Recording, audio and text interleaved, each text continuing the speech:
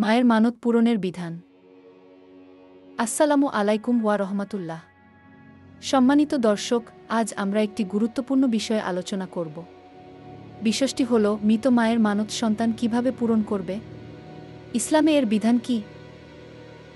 আব্দুল্লাহ ইবন আব্বাস রাত থেকে বর্ণিত, সাদ ইবন উবাদা রাত রাসূলুল্লাহ সাল্লাল্লাহু আলাইহি ওয়াসাল্লামের নিকট জিজ্ঞাসা করিলেন, আমার মাতার ইন্তেকাল হইয়া গিয়াছে। তিনি একটা মানত করিয়াছিলেন, কিন্তু পূর্ণ করিয়া যাইতে পারেন নাই। এখন কি করা যায়?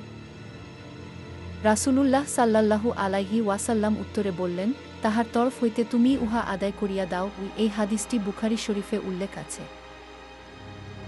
এই হাদিস থেকে আমরা জানতে পারি, যদি কোনো ব্যক্তি মানত করে এবং তা পূরণ করার আগে মারা যায়, তবে তার সন্তান বা উত্তরাধিকারীরা সেই মানত পূরণ করতে পারবে।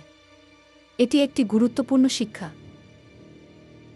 ইসলামে মৃত ব্যক্তির লেন বা মানত পরিশোধ করার প্রতি গুরুত্ব দেওয়া হয়েছে।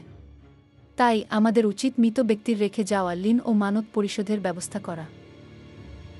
আল্লাহ তাআলা আমাদের সবাইকে দ্বীনের সঠিক জ্ঞান দান করুন এবং সেই অনুযায়ী আমল করার তৌফিক দিন। আমিন। আসসালামু আলাইকুম ওয়া রহমাতুল্লাহ।